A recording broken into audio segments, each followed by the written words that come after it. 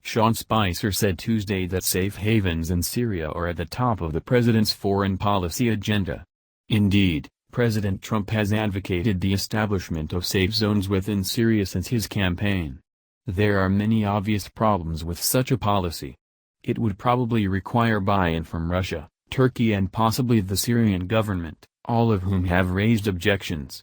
Beyond these diplomatic challenges, their establishment may violate the United Nations Charter. Establishing and protecting safe zones is likely to be enormously expensive, particularly if it involves ground forces. Despite Trump's claims that the Saudis and other oil-rich Gulf states will foot the bill, they have made no commitments to do so. Given the fragmentation of territorial control in Syria, it is unclear where the Trump administration intends to establish these safe zones. Regardless of where they are established, the fragmented and fluid lines of control will likely make it difficult to prevent infiltration by armed groups, including the Islamic State. Our recently published research raises another disturbing possibility. The establishment of safe zones for refugees in one part of Syria could make civilian victimization by rebel groups, such as the Islamic State, even worse in other areas of the country.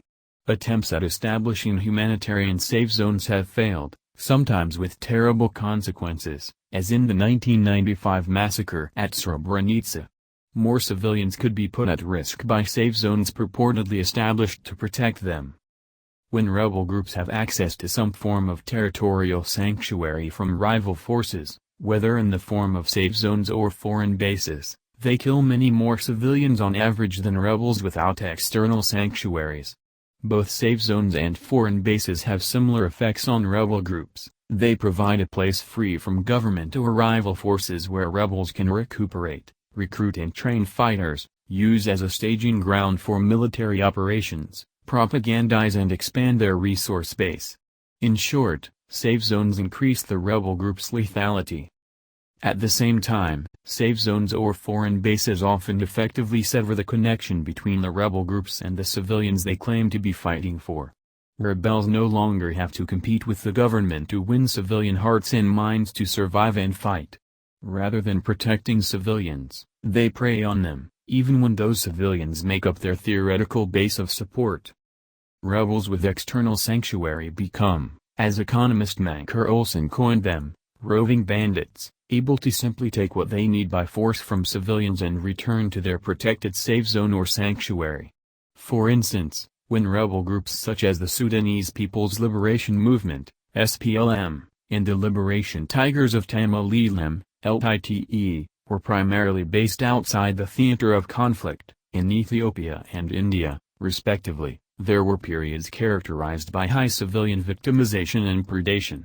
This was because these insurgencies lacked any incentive at the time to cultivate civilian support through governance or social service provision.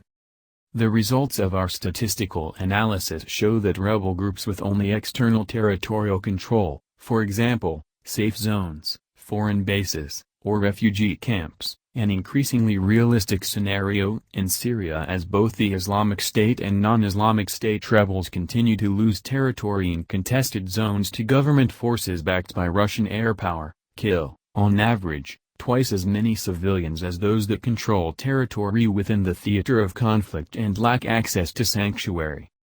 The Kurdish Workers' Party, PKK, is another rebel group that benefited directly from a safe zone created in a foreign territory.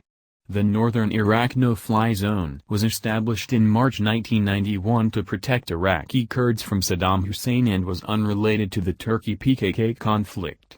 The safe zone created a de facto independent Iraqi Kurdistan, providing sanctuary to the PKK. With no government forces on the ground, the PKK quickly established bases in Iraqi Kurdistan that it used to launch a widespread campaign of attacks on civilian and government targets in Turkey. Our research leveraged this quasi-natural experiment to test the effect of the implementation of the no-fly zone on the PKK's victimization of civilians. We found that PKK civilian casualties, as well as the number of attacks on civilians, spiked dramatically after the 1991 establishment of the Northern Iraq NFZ. Using data from the Global Terrorism Database, we found that in 1990 the PKK committed fewer than 50 attacks on unarmed targets. In 1992, the PKK committed more than 150 attacks on unarmed targets. This dramatic increase subsided only after a major Turkish counterinsurgency offensive culminating in an invasion of Iraqi Kurdistan in 1995. Should a similar safe zone be established in Syria, particularly near Islamic State territory, it would be all too easy for a rebel group such as the Islamic State to take advantage of this new sanctuary. The Islamic State will not be flying planes over the territory to be shot down, nor does it rely on conventional ground forces. Even if ground troops were the solution, the Pentagon estimated in 2016 that securing safe zones would take between 15,000 to 30,000 troops, perhaps inviting a ground war between the United States and the Islamic State, precisely what the Islamic State wants. Even tens of thousands of American boots on the ground might not guarantee that rebels would be blocked from entering a refugee safe zone.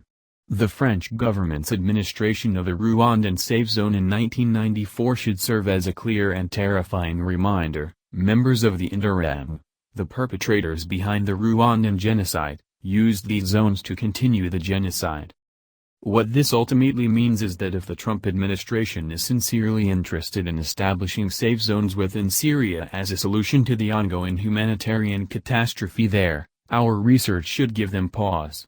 Although many others have pointed out that safe zones are impractical and unlikely to be effective, our research suggests that their establishment could, perversely, put even more Syrian civilians at greater and not lesser risk of victimization by the Islamic State and other armed groups. Yuming Yu is a Ph.D. candidate in international relations at Georgetown University. Megan A. Stewart, at Megan_A_Stewart, is an assistant professor of international security at American University's School of International Service and a postdoctoral research associate at the University of Virginia.